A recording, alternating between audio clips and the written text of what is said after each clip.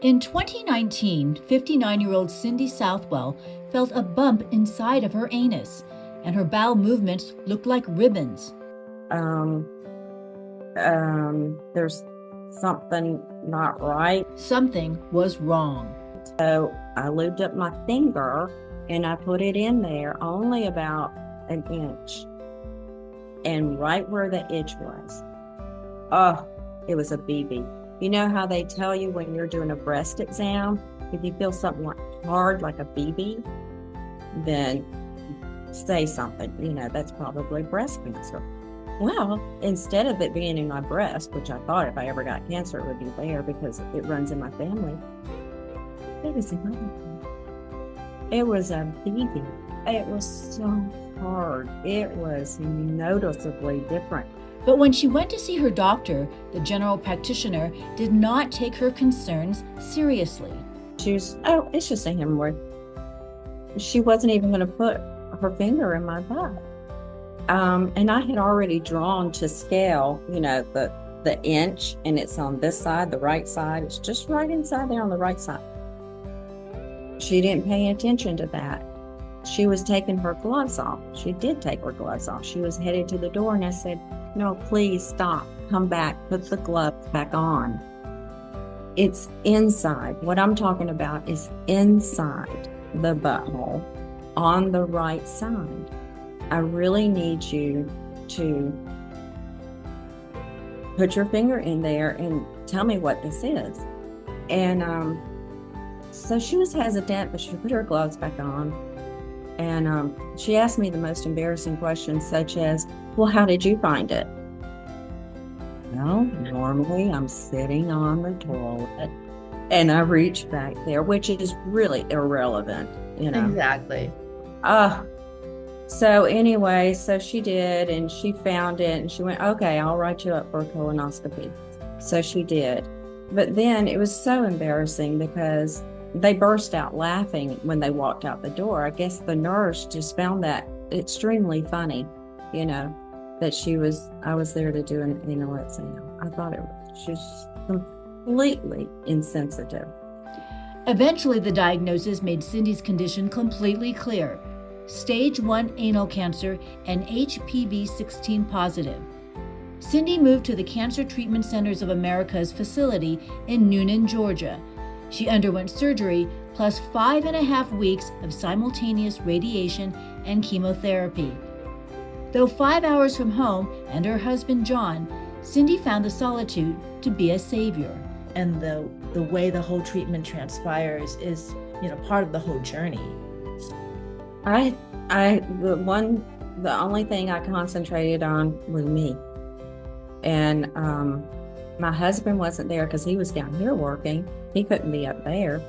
And I was glad because I don't know if anybody's ever told you how bad it is, but I went from the toilet to the bathtub, to the toilet to the bathtub, and sometimes in a sitz bath, and pooping in the sitz bath because it hurt so bad. It was excruciating. Cindy also suffered from nausea, diarrhea, and mouth sores. She lost 15 pounds.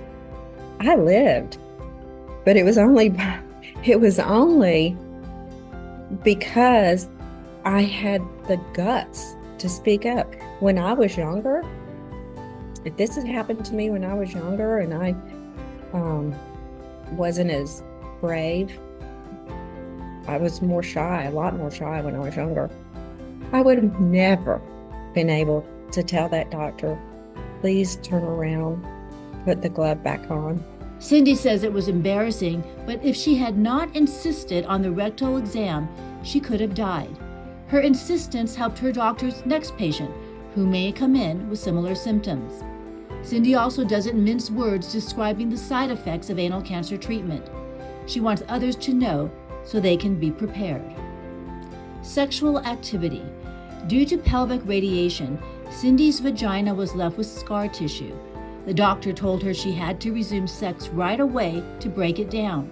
I was told that you need to have sex every 3 days, even though it hurts, because you've got to break down the scar tissue and stretch that area out And let me tell you, it's excruciatingly painful. But and bared it. And then, you know, the next time, and it would bleed, you know, because you're breaking down and busting open that scar tissue. The next time, oh, of course you have to use a lubricant. And they gave me a really good lubricant at CTCA to use. And I can share that with you sometime later. But we kept after it. Was our exercises. And my husband had to cooperate, you know, every 3 days. And we broke it down. And today, you wouldn't even know it ever happened. My skin was black, like black in that whole area there. My skin was black. It was dark, like your hair, dark, black. And I didn't think I'd ever be able to wear, you know, a normal cut swimsuit anymore. I'd have to wear the boy cut ones. But all that went away. The color came back. It just took time. It took forever for me to not have what a lot of people call snot coming out your butthole. So I couldn't go on walks around the neighborhood anymore because I was having to go to the bathroom all the time. Bleeding. My whole rectum was full of red blisters from the radiation. One blister on top of the other blister on top of the other blister. And it was like, I was like shocked when I saw it, when the doctor showed it to me afterwards. And he said, I burned them off. Ablation, I think is what. So he went in there and he burned off the whole entire. I'm telling you, I felt like I had been gang raped. Weakened bladder. After the radiation, because it affected, you know, when it goes in, it hits all of those areas. So the bladder, I have leakage now. High blood pressure. The radiation from all the CAT scans that I had caused a leaking aortic valve. And they have directly said the radiation caused that? You can look it up. Radiation causes it. Cindy is not only candid, she is courageous and strong, a survivor. She wants everybody to know how HPV anal cancer is preventable. But I had those feelings I had to go through about it, the embarrassment. Do I talk about it or do I not talk about it?